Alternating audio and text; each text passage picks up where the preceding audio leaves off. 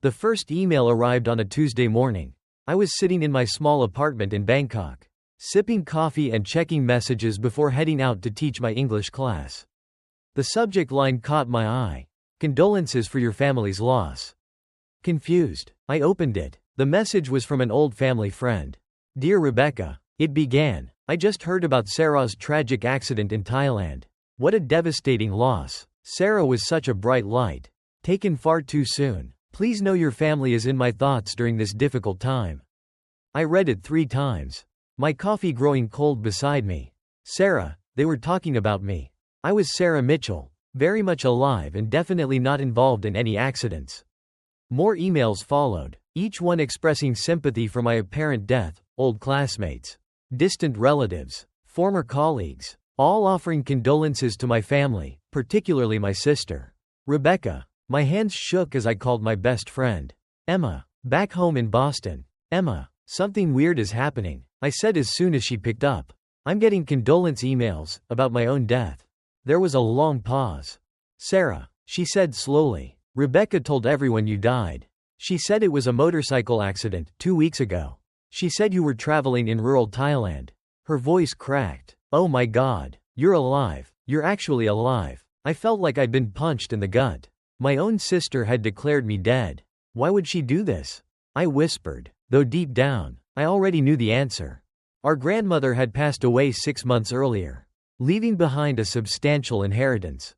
The money was to be split equally between Rebecca and me, but there was a catch.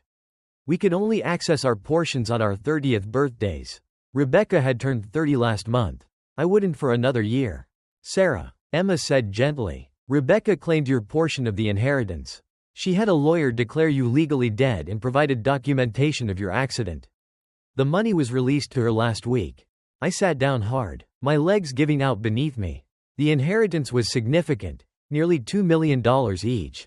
Rebecca had always been driven by money, always scheming for more. But this was a new low. Our relationship had been strained for years.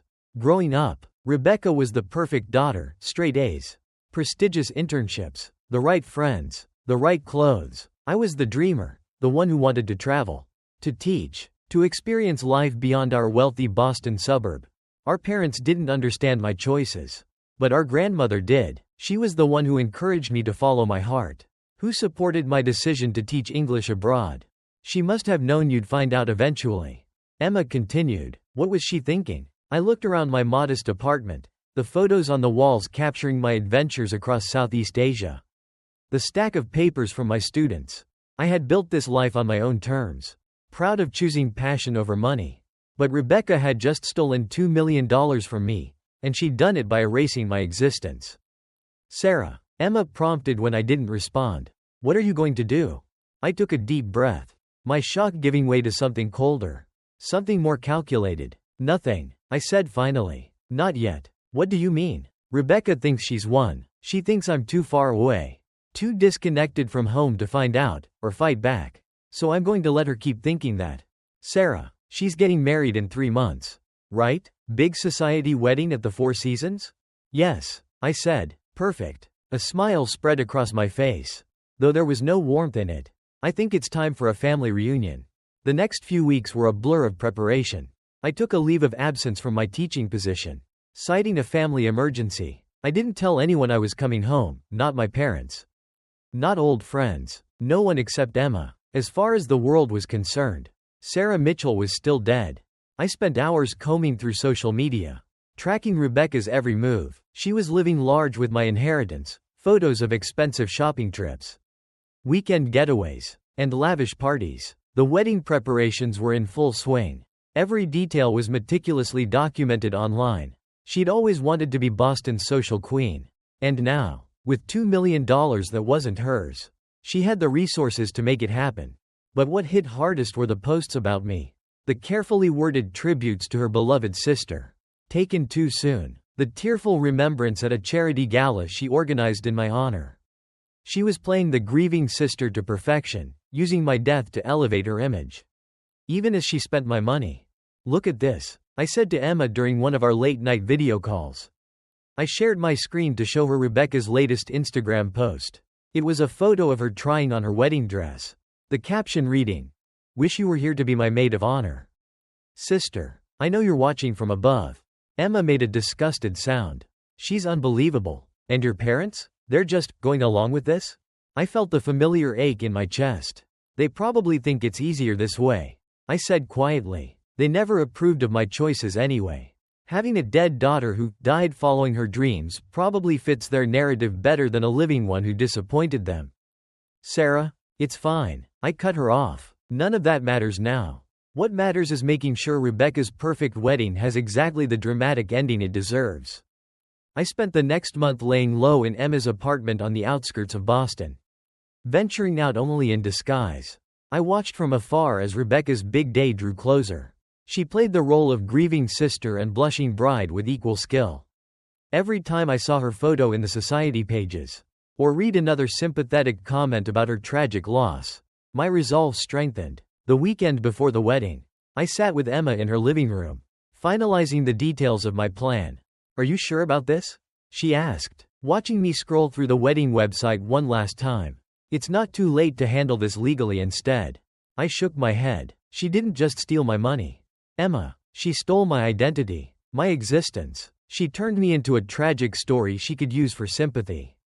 But if you go to the police, if I handle this quietly, she'll spin it. She'll make herself the victim. Say I faked everything to ruin her life. Or that I'm unstable. No, she needs to face what she did. Publicly. In front of everyone who matters to her." Emma was quiet for a moment. "Your parents will be there." "I know. Are you ready for that?" I closed my laptop, thinking about the last time I'd seen them, 3 years ago. Before I left for Thailand, I remembered the disappointment in their eyes. The tight smiles. The passive-aggressive comments about wasting my potential. "They're as much a part of this as she is," I said finally. They could have stopped her, questioned her story, done something. Instead, they probably helped her. They all decided it was easier if I was dead than living a life they didn't approve of. Emma nodded, her face solemn. "So, what's the plan?" I walked her through every detail. The dress I would wear. The timing of my entrance. The proof I would carry. The statement I would make. We talked for hours, fine-tuning every step. "I just want you to be careful," she said softly. "This could get ugly." "I know," I said, "but I'm done being erased." The morning of the wedding dawned bright and clear. I stood in Emma's bathroom, staring at my reflection as I carefully applied my makeup. I'd chosen my outfit meticulously, a deep blue dress that I knew would photograph well. After all, this was going to be a moment people remembered. "The ceremony starts at 2. Emma said, leaning against the doorframe. "Are you sure you don't want me to go in with you?" I shook my head, pinning back my hair. "You being there would tip them off. I need an element of surprise. Just be ready with the car, for a quick getaway if things get ugly." She nodded. "Text me when you're in." "I will." The Four Seasons Boston was decked out in full wedding splendor when I arrived. White flowers were everywhere, champagne flowed, and Boston's elite mingled in their finest. I slipped in through a side entrance. Using the same instincts I'd honed navigating crowded Bangkok streets, quiet, unnoticed, and efficient, I found a quiet corner in the back of the ballroom, partially hidden behind a massive flower arrangement. From there, I could see everything. The arch where Rebecca would say her vows. The rows of guests. The string quartet tuning up. Then I saw my parents. They arrived early. Of course, Mom in an expensive designer dress. Dad stiff in his tuxedo. They worked the room like professionals, accepting congratulations and condolences in equal measure. "Such a happy day," I heard my mother say, though bittersweet, without Sarah. Her voice carried just the right amount of practiced grief. And then I saw Rebecca, resplendent in white, surrounded by bridesmaids, basking in attention. My hands trembled, but my resolve never wavered. I stayed hidden behind the massive flower arrangement, my heart thudding in my chest as the ceremony began. The wedding planner was buzzing around, organizing the bridal party, and the guests were finding their seats. Rebecca's bridesmaids, all wearing matching pink dresses, lined up perfectly. The string quartet began the processional music. I could see it all. The elaborate floral arch. The rows of chairs filled with Boston's elite. The flicker of champagne glasses. The hush of anticipation. Rebecca stood glowing in her designer gown, clutching our father's arm as she prepared to walk down the aisle, paid for. No doubt, with the money meant for both of us. I let her have her moment. I let her walk past me, smiling sweetly, waving to the guests, playing the perfect bride. She took her place under the arch as the officiant welcomed everyone and began the ceremony with a speech about love, commitment, and new beginnings. And then he said it. If anyone knows of any reason why these two should not be joined in marriage, speak now or forever hold your peace. I stepped out from behind the flowers. I have a reason, I said clearly, my voice steady and strong. Gasps echoed around the room. All heads turned toward me. Rebecca's face went white as she turned in my direction. The bouquets slipped from her hands, hitting the floor with a soft thud. Around us, the guests were frozen in place, some whispering, others just staring, trying to process what was happening. Sarah? My mother stammered, her carefully made-up face cracking in disbelief. Hello, family, I said, walking slowly down the aisle. Sorry I'm late. Being dead really throws off your schedule. Rebecca's fiancé, Mark, looked between us, confusion written all over his face. What's going on? He asked Rebecca. What is she talking about? I stopped just a few feet from them, my gaze fixed on my sister. Oh, she didn't tell you? Your bride had me declared legally dead 2 months ago. She fabricated documents about a motorcycle accident in Thailand so she could claim my share of our grandmother's inheritance. $2 million. That's what my life was worth to her. The murmuring grew louder. I saw phones come out. Guests were recording everything. Rebecca's fairy tale wedding was fast becoming a full-blown social scandal. That's not true, Rebecca stammered, her voice barely audible. But it is, I said, and I have proof. I pulled my phone from my clutch and held it up. Emails, legal documents, messages from the lawyer who filed the death declaration. Everything. Rebecca opened her mouth, but no words came out. Mark stared at her, stunned. Did you really do this? Did you have your own sister declared dead, for money? Her silence was all the answer he needed. He took a step back from her. I can't believe this, he said. I turned to my parents, both standing in frozen horror. When would have been a better time? Dad? I asked, my voice sharper now. When she finished spending my money. When she gave another speech about her tragically lost sister. Or maybe after the honeymoon? My father stepped forward, his face red. This is hardly the time or place. It's exactly the time and place. I interrupted. She stole from me. She erased me. She turned my life into a tragic story that fit the narrative you all preferred. The daughter who died chasing dreams. Easier to grieve than to accept that I didn't want the life you envisioned. I turned back to Rebecca, now visibly trembling in her expensive white dress. You didn't just steal my money. Rebecca, you stole my existence. You turned me into a story, a cautionary tale to use for sympathy points and Instagram likes. The crowd was buzzing now. Phones still pointed at us. Her perfect moment, carefully curated, was unraveling by the second.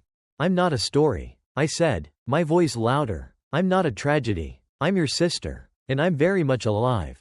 The chaos erupted. Guests whispered frantically, some already slipping out of their seats. The wedding planner looked like she was about to faint.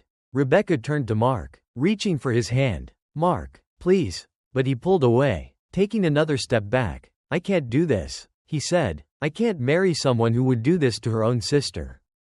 And just like that, he walked away, leaving her standing alone under the arch.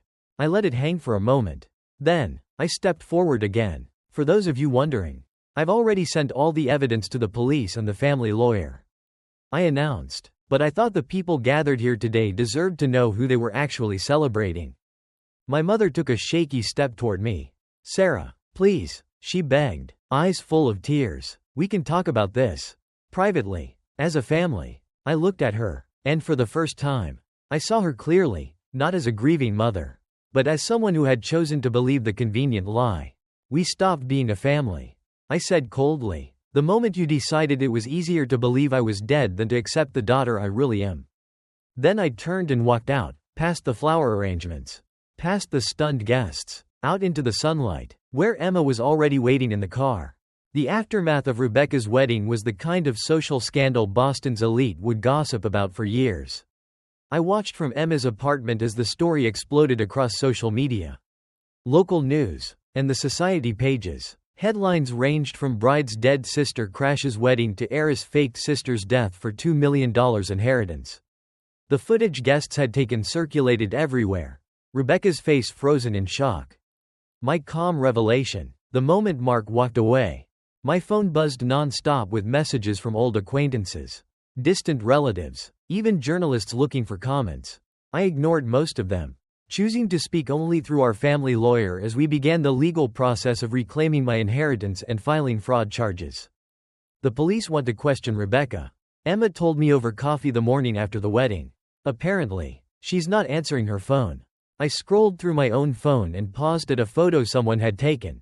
Rebecca's expression the moment she saw me. It was all there, the shock, the fear, the realization that her carefully constructed world was falling apart. She's probably hiding at our parents' house, I said, setting my phone down. That's where she always ran when things went wrong.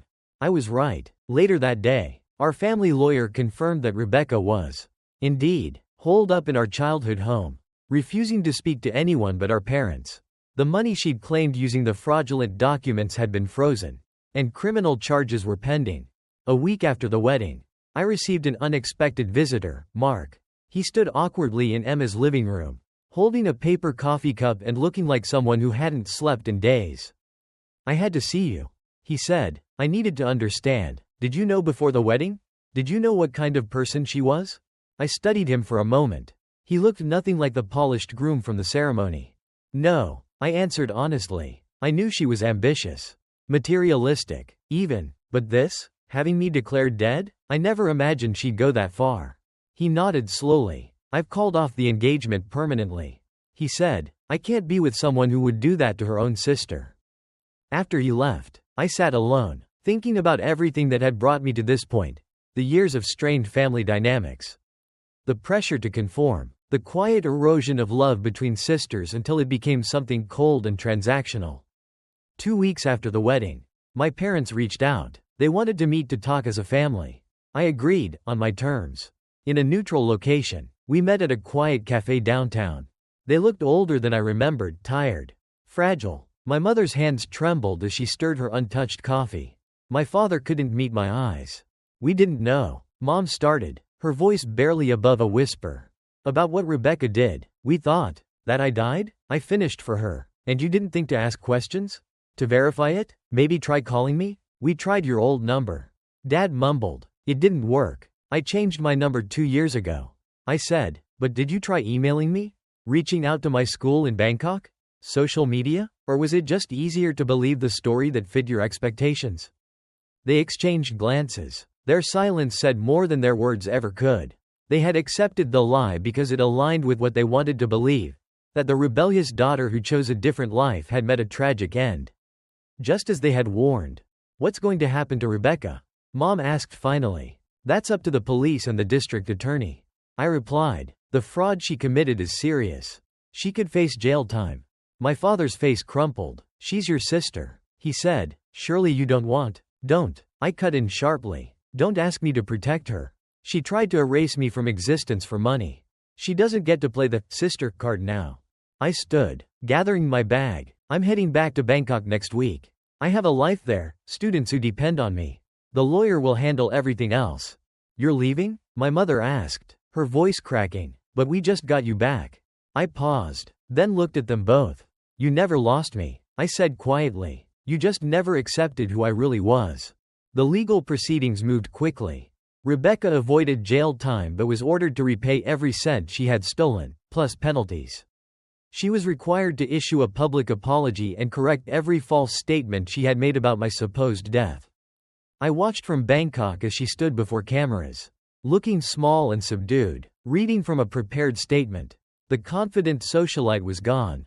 Her reputation was in shambles. 6 months later, I received an email from her. It was long, filled with apologies and explanations. She talked about therapy, about pressure, about never feeling like she measured up. She wrote that growing up in my shadow had twisted her into someone she no longer recognized. I read it several times, but I didn't respond. Maybe someday, we'd find a way to rebuild some kind of relationship.